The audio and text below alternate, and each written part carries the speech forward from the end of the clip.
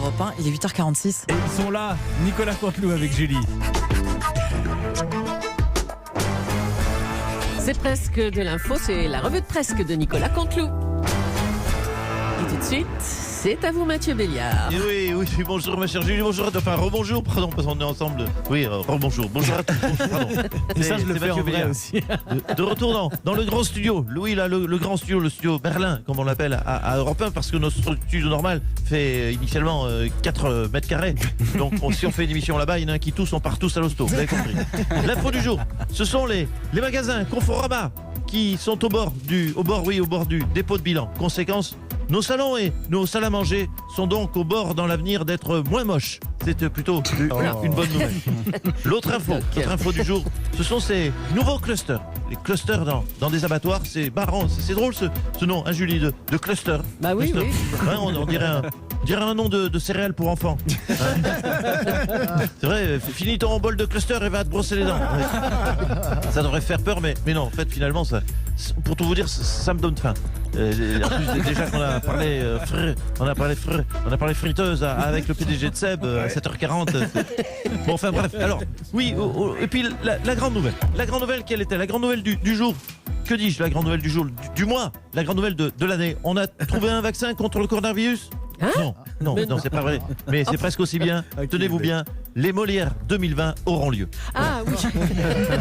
Je sens le soulagement de tous nos auditeurs, de tous les Français. Ce sera en prime time le 23 juin sur France 2. Alors n'achetez pas de ticket au black. Hein. La cérémonie aura lieu à huis clos, ce serait con. Hein. L'année où la France est malade, il fallait honorer l'auteur du malade imaginaire, les Molières. Ah oui, joli. oui, bien. Alors que vous l'aurez noté, tous les événements sont annulés, les Molières auront lieu. Voilà. Je sais pas qui organise, mais le gars qui organise doit avoir des relations.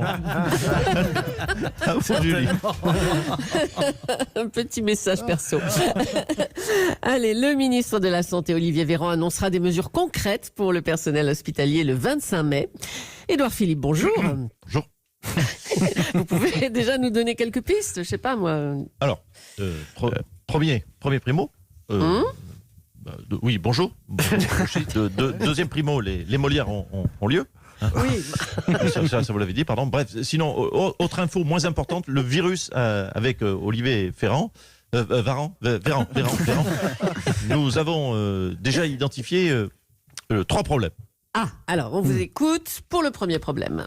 Alors, le premier problème, c'est justement, c'est Olivier Véran. Hein, pas très charismatique le garçon, hein, comment vous dire, si c'était une maladie, pour le coup, lui, ce serait une grippette. Bon, premier problème. Passons au deuxième problème. Alors, deuxième problème, c'est le salaire des personnels soignants. Voilà. Alors, ça, c'est important. C'est certain qu'en période de pandémie, hein, ils sont formidables. Hein, on les aime tellement qu'on a envie de leur donner plein d'argent. Seulement, oui. Voilà, une pandémie, je vais être transparent avec vous, une pandémie, il y en a une tous les 50 ans. Hein, du coup, vaut-il mieux pas donner, hein, vaut mieux-il pas donner une énorme prime à ceux qui sont là, plutôt que de payer cher les prochains à rien foutre pendant 50 ans. Hein. Oh là. C'est la vraie question qu'on se pose. Bon, et le dernier problème alors? Les masques. Pourquoi il n'y en a pas assez? Ah non, on en a trop là. Là, on va pas se mentir. Là, on est submergé. Là, l'épidémie est terminée. Les centaines de millions de masques qu'on a commandés arrivent là. On sait pour en foutre de ces putains de masques. On va les foutre à moisir. Je sais pas. Qu'est-ce que de la même façon qu'il y a quelques semaines, on vous expliquait comment faire des masques avec des slips. Là, du coup, demain, je vais peut-être vous expliquer comment faire des slips avec des masques. C'est assez réversible. Bon, allez. Monsieur Béliard a, paraît-il, d'ailleurs déjà commencé ce matin. Oh non. Merci Édouard Philippe. Allez sur Internet, sur hashtag. Allez, merci Monsieur le Premier ministre. Allez, on va recevoir maintenant notre président de la République. Bonjour Emmanuel Macron. Oui, bonjour à toutes et à tous. J'aimerais saluer les bûcherons qui bûcheronnent, ces pâtissiers et pâtissières qui en pâtissent, aux clafoutiers qui clafoutissent, aux nounous qui nounoutent, aux kinés qui kennent. Mais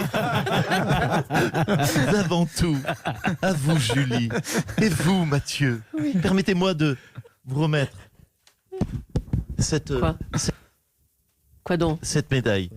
Oui, Oh là. cette médaille. Oui, je suis dans ma période médaille. Oui. Autant on n'a pas de test, autant on a des médailles à refourguer. Je vous remets, voici la médaille des audiences. Voilà. Des audiences. C'est comme cela qu'Europe 1 tient à vous remercier. Voilà. Bon, oui, je voulais vous dire, ils ont bien reçu votre demande de revalorisation salariale, Monsieur Béliard, la direction. Mais je n'ai pas une bonne nouvelle, on en parlera hors antenne. Merci, Ils Monsieur sont le comme Président. moi avec les infirmières, ils préfèrent vous refiler une médaille. Voilà. Belle médaille. Oui. Non, mais écoutez, si vous ne la voulez pas, vous ne la prenez pas. Voilà, c'est tout. Sinon, on a parlé des Molières le 23 juin à 20h40 sur France 2. C'est pour un ami. C'est pour un ami, oui, mais on a compris et on en a parlé aussi, hein, d'accord. Parfait, parfait. Vous aurez une deuxième médaille. Et un sucre. Alors, c'est un plan ambitieux, revalorisation des salaires, investissement dans le matériel, sortie du dogme de la fermeture de lits. Là, vous préparez le carnet de chèques, hein, Monsieur le Président. Oui.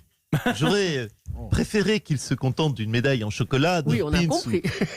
ou d'une photo dédicacée. Mais là, j'ai senti que si je ne l'avais pas fait, je perdais mon quinquennat. Donc je réagis. Voilà, là, on sort le fric, on ouvre la bourse, on lâche la grosse moula, la grosse thune. Si je suis réélu, il sera toujours temps de serrer les boulons après. Et là, c'est ça ou la guillotine. Et puis, c'est la fin des fermetures de lits, hein, une mesure très attendue des Français. Voilà. On va rouvrir des lits. Ça me sidère. Hein? On a un défi incroyable à relever, une crise majeure à surmonter.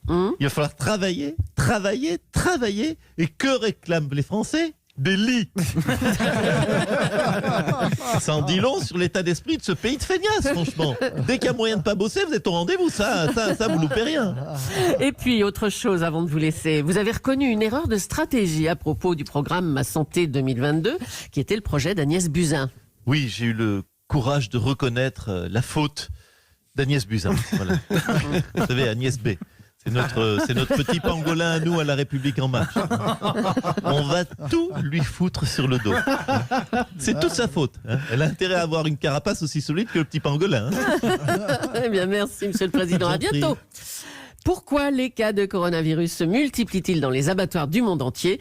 On va en parler tout de suite avec le docteur Michel Simès. Bonjour Michel. Bonjour Marina, c'est Michel Simès, docteur rapido sur vos plateaux en moins de 30 minutes. C'est Marina, une très bonne question que vous posez là. Pourquoi ces cas de coronavirus en abattoir? Eh bien, j'ai envie de vous dire, en abattoir, c'est normal que ce soit une boucherie. Oui, bien. Oui, j'aime bien vous le savez, les blagounettes, c'est un Oui, petit oui, peu oui. ma marque de fabrique. Plus sérieusement, on a recueilli des témoignages sur place en abattoir. On écoute tout de suite. Voilà, merci.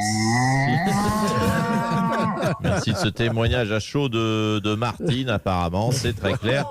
Cet employé d'un abattoir est favorable à un arrêt de l'abattage. Ouais. Bah, écoutez, elle n'aura pas eu le temps de partir à la retraite. Rest in peace, Martine. Bon, alors une autre question que tout le monde se pose. Quand est-ce qu'on pourra espérer la fin de cette pandémie? Il y a une semaine, Didier Raoult disait « c'est fini dans 15 jours ». D'autres disent « on vivra avec ça très longtemps ». Alors, qui faut croire là? Écoutez, c'est une excellente question, encore une fois, Marina. Les questions d'ailleurs sont souvent très bonnes autour du corona, c'est juste au niveau des réponses qu'on flotte un peu. Alors là, la communauté scientifique est très claire sur la fin du virus. On est clairement sur un délai qui se situe entre bientôt et jamais. Voilà. Et n'oubliez pas, je vous prescris, c'est plus sûr, une séance des Molières le 23 juin à 20h50 sur France 2, matin, Voilà. midi D'accord. et soir. Voilà, la prescription, on est bien avancé. Mais en tout cas, on a noté la date. Hein. On a noté 23 juin. Bon. Allez, toujours sur la question du coronavirus dans les abattoirs avec Philippe Douste-Blazy maintenant. Bonjour docteur. Mais c'est catastrophique, hein, franchement. Oui, en effet. Écoutez, je suis sur place. On note beaucoup de décès en abattoir. Alors déjà animalier, des décès animaliers au niveau poulet, au niveau vache. On est sur une espérance de vie entre Entre la descente du camion et la scie sauteuse une grosse demi-heure maximum. Voilà. Voilà. Pourtant, il y a un traitement simple, c'est arrêter cette scie. Hein. Arrêter cette scie en bout de chaîne et manger des salades. Voilà, c'est Non, ma mais prescription. attendez, Matin, non, midi, je soir. Je parlais pas des animaux, je parlais des humains, du personnel. Est-ce que c'est dangereux d'être sur place? Alors, C'est- en effet, je déconseille aux parents d'emmener leurs enfants visiter un abattoir. Même si vos enfants ont envie de voir des animaux, des Les animaux morts, oui, les morts, pauvres, ouais. privilégiez la sortie nature à la visite de l'abattoir. Voilà. Eh ben, on fera ça. Merci, docteur. Je vous en prie. Merci. Oui, docteur. Il y avait plusieurs docteurs, il y avait plusieurs médecins. Oui. Nicolas Canteloup, la revue de presse tous les matins sur Europe 1. Merci Nicolas. Merci Julie. Vous retrouvez la revue de presse sur europe1.fr.